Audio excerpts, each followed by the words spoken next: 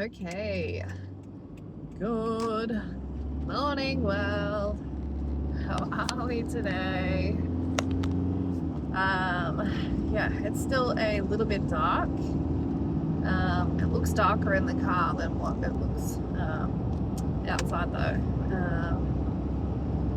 Anywho, so this morning, hot topic is about self-care, or what you do to get yourself through the life that you find yourself in. I know it's very common, isn't it, for people to say turn to drinking excessively in their life. There's plenty of far worse coping mechanisms out there as well that people turn to, such as drugs. And look, I do understand as well that there is varying degrees of what most people would consider a bad drug to be. I understand people also think like pot, for example, is like a totally harmless thing and whatever. However, I will say about that though that for an example, my mother was, I would say, basically addicted to smoking marijuana, and a lot of people do say, oh, you can't be addicted to it, or it's harmless, there's no bad side effects, etc. But I would say, well, maybe it depends on the person, because my mother seemed to have excessive anger when she obviously didn't have any. And the anger obviously is shown in outbursts of anger, of rage, and in my case as well, it was shown in physical violence as well, verbal, physical, emotional violence. So anyway, I would say that sort of depends on the person maybe, but I do think that people can get addicted to marijuana as well and have that sort of an adverse reaction when you can't get any. Just like I think in is it people like say about amphetamines as well, that if they can't get any, they get quite angry. Anyway, so there's that. But anyway, so what we do to get through life and self-care, etc. And I was talking with my partner about how, because we never really used to watch TV, where we live has just like terrible reception anyway, and maybe a bit more wind and stuff because we're up in the hills. And even though we had a smart TV, we just like all the time had such terrible reception. You kind of get over that, so you just like, we were just watching DVDs all the time, like the same kids' DVDs, just like flat out. And then recently we got a new TV, and it does seem to pick up a lot more channels, and the reception on it seems better. Like it's just able to have channels working in situations where the previous TV was not. And anywho, so I have been watching a bit more TV, and you kind of give it a few weeks, and you kind of develop a liking, don't you, towards particular programs, and you like look forward to the nights that you know that they're on, and you kind of like develop a schedule throughout the week based on what you enjoy watching. And for me, it's like with my girls as well, like they like to watch the MasterChef show, and we like to watch Who Wants to Be a Millionaire, Millionaire Hot Seat, and what's the other one with the case that you're going to open? Deal or No Deal.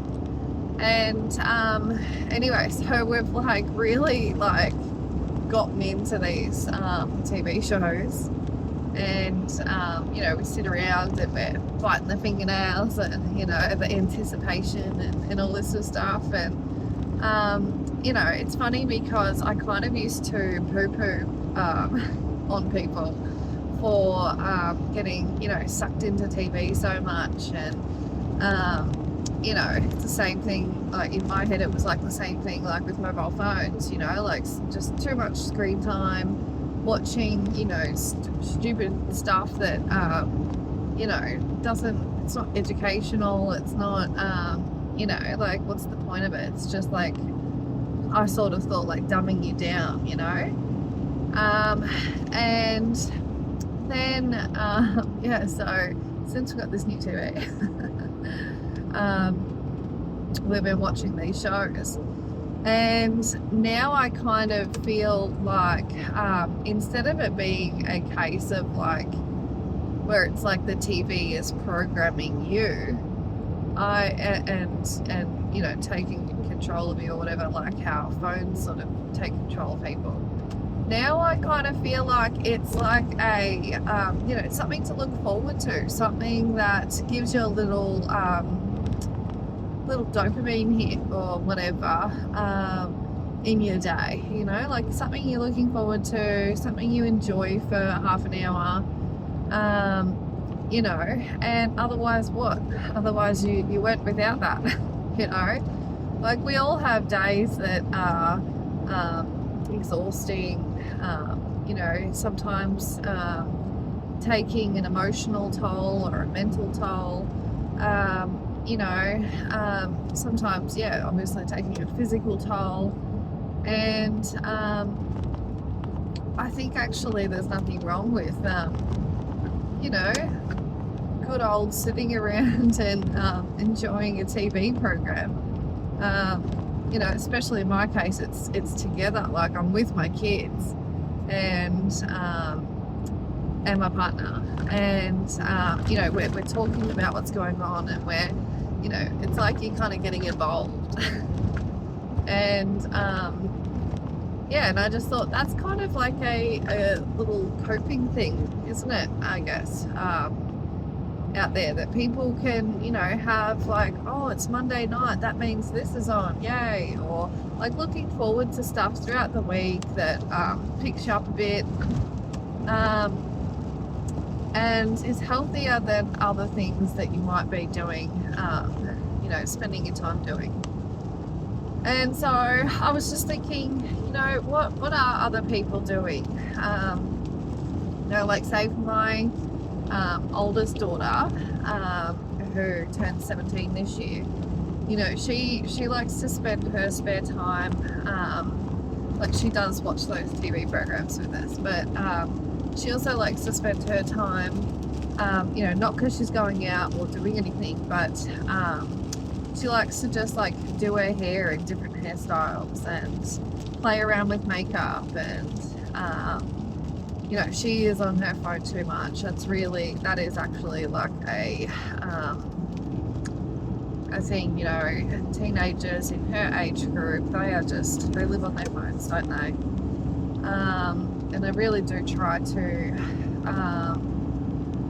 be a bit, you know, encouraging the taming down of that. But at her age too, it is hard to be too much like that, because you don't want to push them away. You know, you don't want to make them not like you. And, you know, they're so close to leaving home, aren't they? And going off to uni, or, you know, whatever it is that your teenager is planning on doing. And, you know, now is when you really want to cement a good relationship with your teenager, not break down your relationship, not damage anything and push them away. Because, you know, I think that will shape how your, you know, parent-child relationship continues into the future when they've moved out of home. You know, and I want all my daughters to forever and ever be in my life, you know, as much as we can. I am definitely going to be one of those parents who finds it very difficult when children, you know, grow up and leave the nest. Yeah, I'm gonna find that hard. But yeah, so, you know, she does like kind of like self-care and things like that as most of her spare time. She does do some exercise as well, like with, you know, you can get exercise equipment and stuff like for in your home. We've got like a few bits and pieces. She'll do that, and she also does drawing, painting. Sometimes she'll make like little craft things for the younger girls. Yeah, so, and I've always really encouraged artistic creativeness and stuff with my girls, because I actually think that's really important for kids, but also just for people in general. Like, when you're being artistic, when you're doing any kind of craft, any type of art, I feel like your energy is different to doing anything else, and your brain functions different to doing anything else. And I think it's very healthy, you know, just your imagination and everything. Anywho, so yeah, look, hopefully this video is not too much of a ramble on. I just wanted to, you know, bring up the conversation about what little things, you know, people can do in their day, you know, every day, or throughout the week, throughout the month, however often it is, that you can do things that is self-care, that you can do things that is your hobbies. You know, there's actually quite a lot of adults out there who feel like once you're an adult, you don't have hobbies, you just have like your job and your chores and your, you know, parenting your children and all that. But it's like, no. Hobbies is it doesn't matter how old you are, doesn't matter what you got going on in your life. It's really important, I think, to have hobbies. You know, I've said before, I knit, I crochet, I draw, I paint. I've recently got into doing stuff with clay. And I would like to sell things. I was recently thinking I might set up a Etsy store, like account, and maybe on Shopify,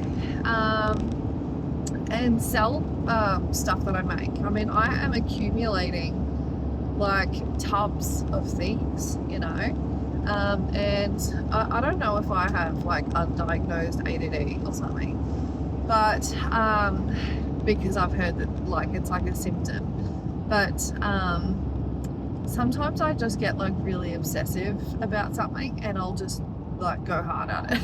I'm like, you know, like recently I have been obsessed with crocheting beanies, And I was like, yep, no, I'm gonna make like 1,000 beanies. And I know 1,000 sounds crazy, and you know, I don't know if it's probably unachievable, I don't know, but so far I've made like 30. I mean, do you realize how much that is? Like, that is so much beanies. And I've also, like, I've given you know, some to the girls and stuff. But yeah, like, I have a new baby, and you know, I've got 4 other kids and plenty of chores and plenty of things to do around the house and property and animals, and you know, so much driving and all the rest of it. And yet I still, you know, like when I'm watching TV, or you know, if I'm feeding the baby on the couch, you know, if I don't have to use my hands, I'll be crocheting. Like, I just have like my tub of crochet stuff and like my wools and everything just like in the lounge room, and whenever I like can, even if I can only do like 1 row, I'll do 1 row. And you know, eventually I've made another beanie. I've also made like so many blankets and gloves and scarves, and you know, just so many things. I've made that many teddies. You know, like, it's something that like I really enjoy doing, and I'm passionate about, and I get kind of obsessed with. And you know, I'm like that with like drawing or art in any kind of form. I want to get myself a new sewing machine and start making quilts. You know, I really do try to jam pack doing stuff in my life. And you know, baking to craft to you know, gardening, and you know, trying to start a peanut business. You know what I mean? Like, I really jam pack my life, and I feel like it's a good thing to do. You know, like that saying, like, idle hands is the devil's playground. And I really have always like actually believed that. You know, like, if you're not doing much, if you're not entertaining yourself, if you're not keeping busy, you know, doing your chores that need doing, and doing some hobbies that's, you know, fun for you and good for you, if you're not doing that, and you know, you find yourself being like bored, then what do? You turn to devices, and you turn to vices, you know, and that's when you end up sitting around, you know, drinking too much probably, or spending too much time on phones, and you know, I just feel like if you're not doing healthy stuff and filling your life with like doing lots of good things, then your life is going to get filled up with, I think, a lot of negative behaviors, negative mindsets, and negative energy, and then you kind of attract more negative things to yourself. You know, like that energetic, you know, magnetizing thing that I've spoken about before. Yeah, and so that's really it. That's really what I wanted to talk about. What are you doing in your life, in your day, in your week, in your month?